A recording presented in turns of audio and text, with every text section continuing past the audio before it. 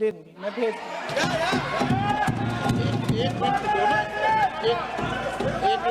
मैं ऑथेंटिकेट कर लूं। स्पीकर का डायरेक्शन 115, उनको पहले ऑथेंटिकेट करने कहिए सर। ऑथेंटिकेट करेंगे उसके बाद वो आगे बढ़ेंगे, ऐसे नहीं होगा। पहले ऑथेंटिकेट करने दो सर, उनको ऑथेंटिकेट करने के लिए कहिए, ऑथेंटिकेट करने कहिए उनको।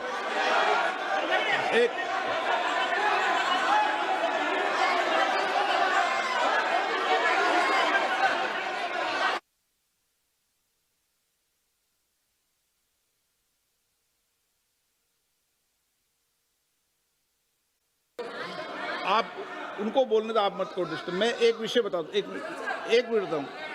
नियम 353 के अंदर फिर मैं एक बार स्पष्ट कर दूं, किसी भी सदस्य द्वारा किसी भी व्यक्ति के विरुद्ध मानहानि या अभियोगात्मक प्रकृति का कोई आरोप नहीं लगाया जाएगा जब तक कि सदस्य ने अध्यक्ष और संबंधित मंत्री को पर्याप्त अग्रिम सूचना नहीं दे दी हो।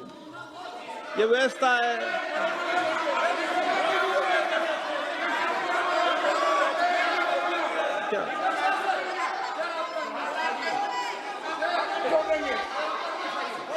House, ma'am, the same house. Honorable Shrikant Bey told, still that is in the record about Indira Gandhi ji. Still that is in the record. Still that is in the record. Sir, you are not removed, sir. बोलो, आप भी बोल लो। Sir, केसी वेणुगोपाल जी ने जो नाम लिया है और मैं नेहरू जी के बारे में जो बात कहा है मैंने सर, मैं उस पर कायम हूं और मैं किताब जो है ऑथेंटिकेट करने के लिए तैयार हूं। अय्याज थे नेहरू, अय्याज थे। मैं फिर दोबारा रिपीट कर रहा हूं, आई एम अगेन रिपीटिंग। यही फैक्ट है और मैं किताब में ऑथेंटिकेट करके दे रहा हूं। I am authenticating that book.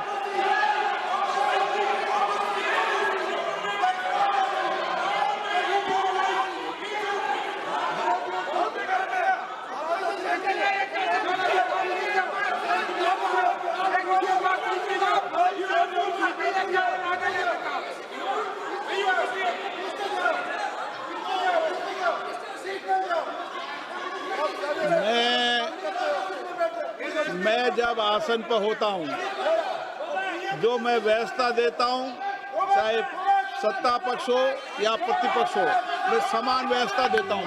मैं जब आसन पर होता हूं,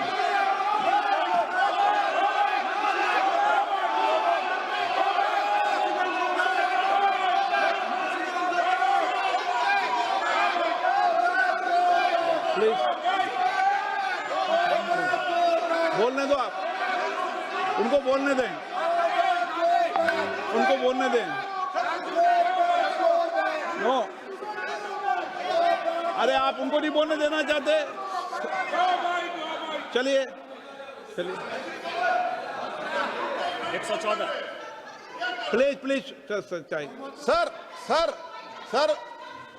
प्रियंका जी को ऑथेंटिकेट करना चाहिए और जो मिस इन्फॉर्मेशन कर रहे हैं, नहीं तो मिस इन्फॉर्मेशन के लिए कार्रवाई करना चाहिए सर। ये क्या कुछ भी बोल के चल सकते हैं क्या?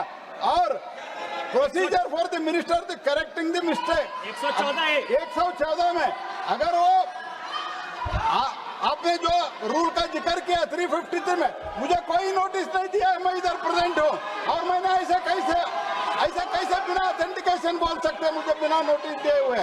इसलिए मैं इसको खंडन करता हूं और उसको एक्सपेल करना चाहिए और उनको माफी मांगना चाहिए।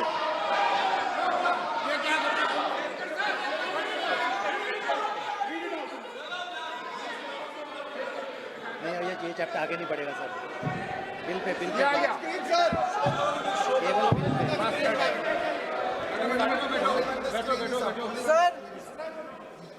Sir here is a newspaper माननीय article. सदस्य,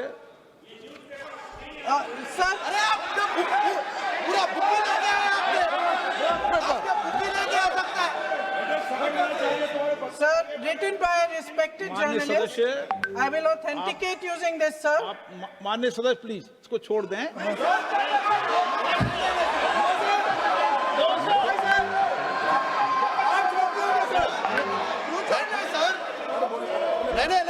बात सर, बात सर, अगर जोशी जी अपने बयान का इस खंडन कर विधेयक पर रहे ही हैं, चर्चा होगी। आप इस बयान का खंडन कर रहे हैं क्या नहीं, जोशी जी माननीय से पूछेगा? सदस्य, मैं आपसे फिर आग्रह कर रहा हूं, इस सदन में इस विधेयक पर ही चर्चा होगी। फिर भी नो, ये विधेयक का विषय नहीं है। आप नो,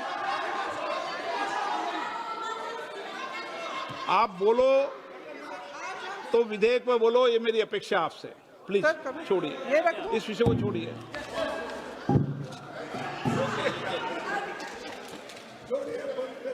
आज हम सदन पटल पर एक ऐसे विधेयक में संशोधन पर डिबेट कर रहे हैं जो 2024 में पारित हो चुका था, और इसमें मुख्य संशोधन यही है कि पेपर लीक के अन्य अपराधों के लिए सजा बढ़ाई जाएगी।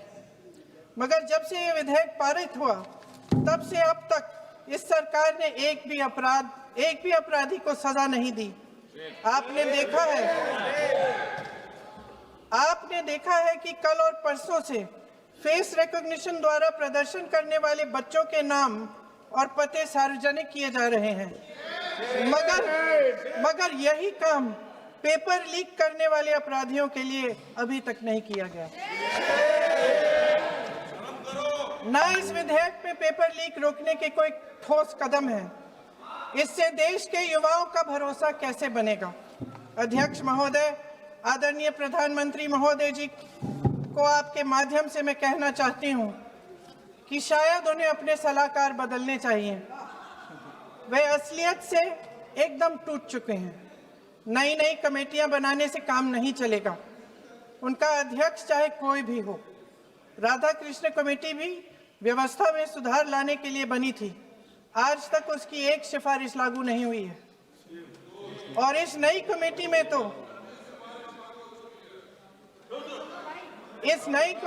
तो एक एक्स-आईबी चीफ, फिर चिल्लाएंगे, एक एक्स-आईबी चीफ, एक आईटी कंपनी के मालिक और एक गौमूत्र के विशेषज्ञ भी हैं।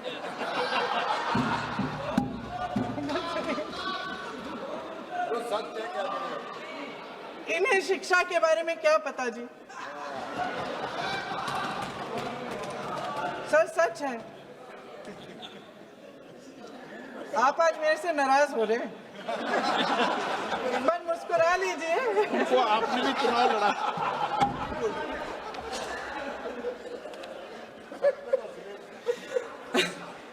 सर, फास्ट ट्रैक कोर्ट्स का रिकॉर्ड पहले से ही बहुत खराब है। वैसे भी कल की सुनवाई में सीबीआई का वकील पेश ही नहीं हुआ। संसद में विपक्ष को दोषी ठहराने से, खोखले राजनीतिक खेल खेलने से काम नहीं चलेगा। आप जेन जी का भरोसा वापस जीतना चाहते हैं तो नए एंगल से, अपने फोन से नए वीडियो बनाने से नहीं होगा।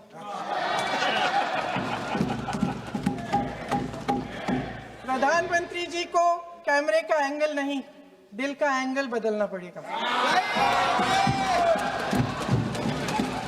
ये जनरेशन जागरूक है, समझता है। झूठ पहचानने की उसकी अपार क्षमता है।